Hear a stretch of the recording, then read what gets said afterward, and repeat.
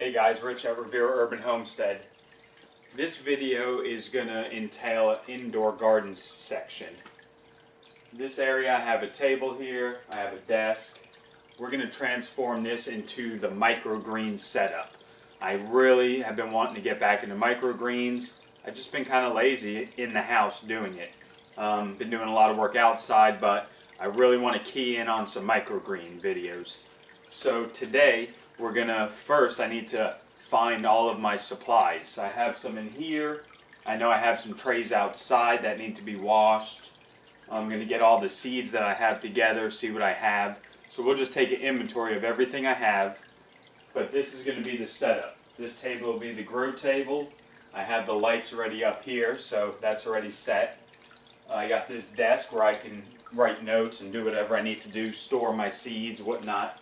So just come along with me and we will set up this mess of a section into a microgreen section. And I'll show you how I'm going to set mine up. And if you guys want to follow along and do it also, that's great. But it's so hot right now outside that I'm not getting much production in the garden like we've talked about before. So it's time to get some production going on in here in the AC. Okay, first things first, let me look under here and see what trays I have. And I got a lot of them.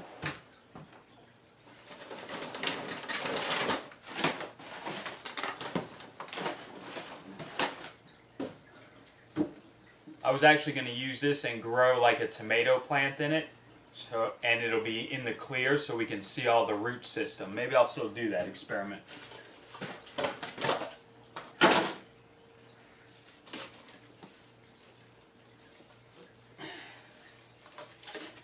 These are not really for microgreens. I use these for the seed starting I do indoors. My tomatoes and peppers. So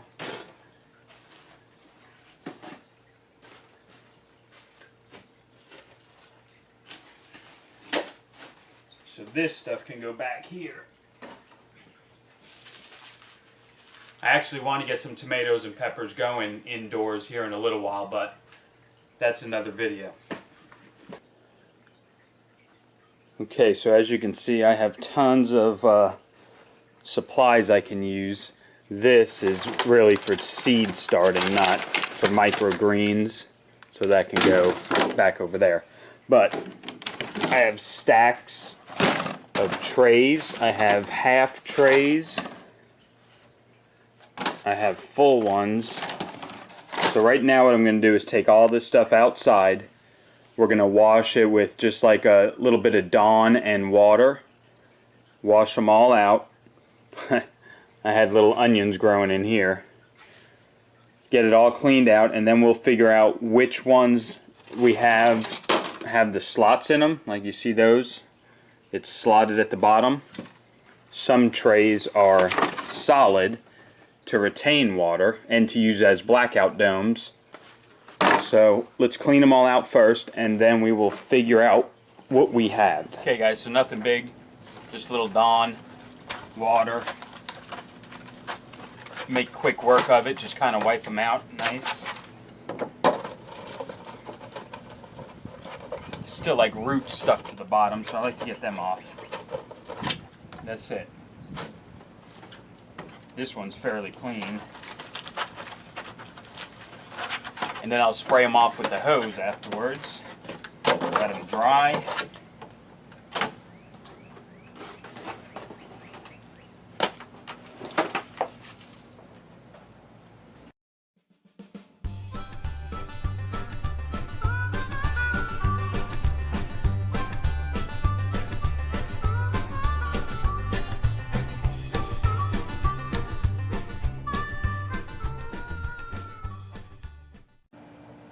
Alright, everything is nice and clean. We'll let it air dry and we'll bring it all inside. Another thing I like to use is the produce bins that you get your strawberries in and whatnot. You don't have to go out and buy a bunch of supplies like these black trays and stuff. You can grow your microgreens right in these. So I'm going to rinse these out as well, and we'll use these in different videos.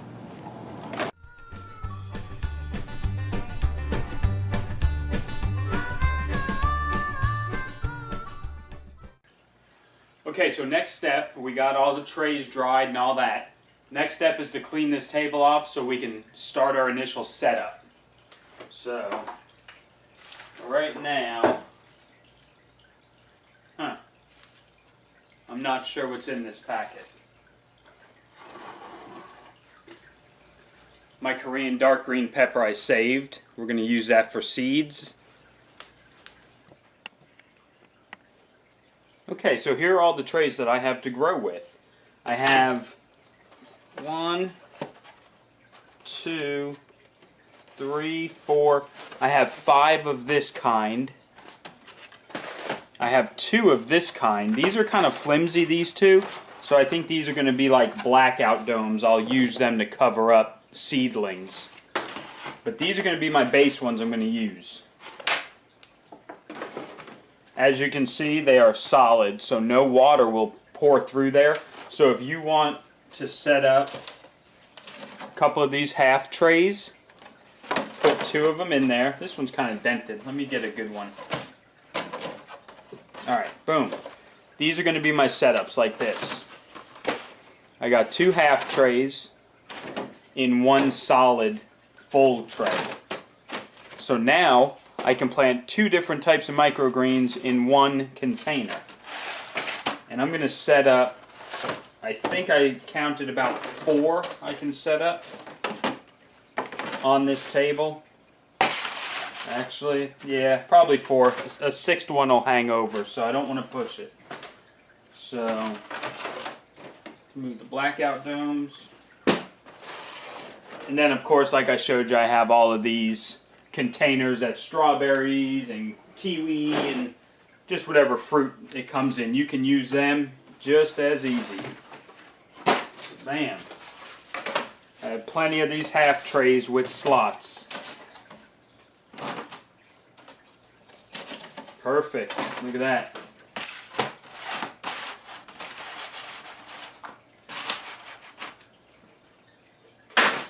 So right here on this table, I can plant out 1, 2, 3, 4, 5, 6, 7, 8 different varieties if I want.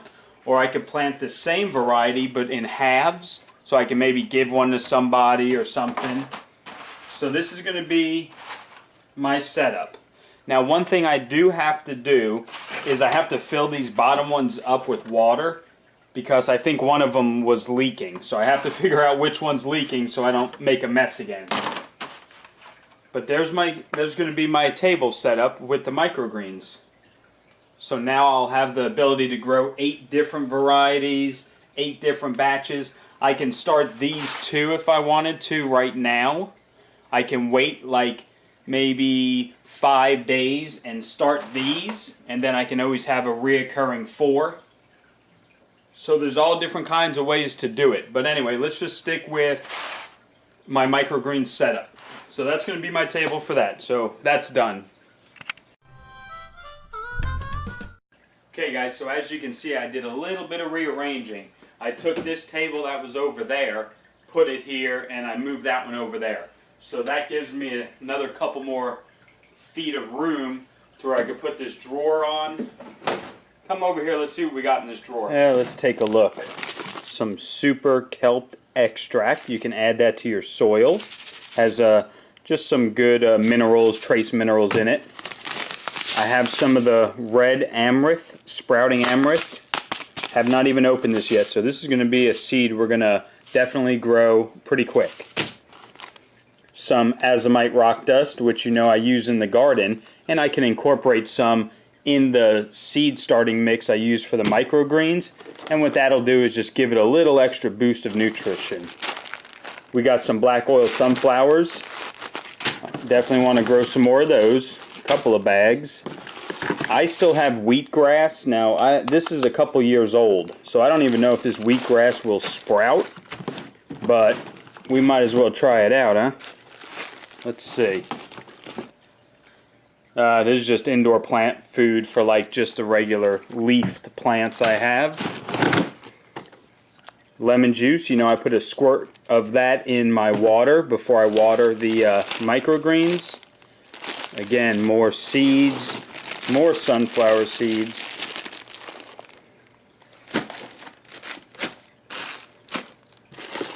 more wheatgrass. My pH tester, which, like I said in previous videos, I've already tested my pH out of my tap water. So I know that if I leave it out for 24 hours, let the chlorine dissipate, then I add a splash of the lemon juice, and I am good to go. These seeds are... oh, I think these are the papaya seeds that I had. This is what I used to grow my big old papaya tree in the backyard. A couple of markers in here. Permanent markers. What do I have here? Oh, some hybrid beets. Now these need to go into my outdoor garden seeds. I have a spicy micro mix from Johnny's. That's some microgreens there. We have the Red Kingdom Mizuna. So we'll try and use them. This is some red cabbage microgreens that I haven't used all the way yet. This is Busch Garden tickets from last year. I guess I can throw them out. Just some random stuff here. A little felt bag I use for compost tea. That can go outside in the outdoor garden stuff. And here we have just some index cards for taking notes. A couple more markers. Got some of these ice cream like cone sticks or ice cream popsicle sticks. I use them to mark my indoor seed starting, like tomatoes and cucumbers or peppers. Okay, so now I'm just going to go dump all this random seed out, clean this out, and re-put this stuff in there. This will be the drawer I use for my different seeds and all my little supplies. So it'll work out really good. Okay guys, so let me show you around the new and improved microgreen setup, aka indoor gardening setup. Because not only do I use it for microgreens, but I also use it when I start planting my tomatoes and pepper plants indoors before I put them outside. First thing I have is the 4-bulb fluorescent lighting. You can buy that like at any hardware store. It's very cheap, and I just get the high lumens, the most brightest or whitest you can get bulbs. Very cheap investment. I have it set up to where it's on these guide wires, so if I need to lower it all the way down when my tomatoes are just small, I can do that, and then I can raise it accordingly. For microgreens, it'll just stay up there. That's fine.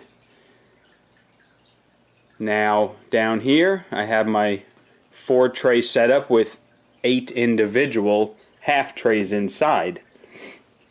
Excuse me. And with all the seeds that I already had just sitting in the drawer that we looked at, I just kind of set them in here. That's how we'll start.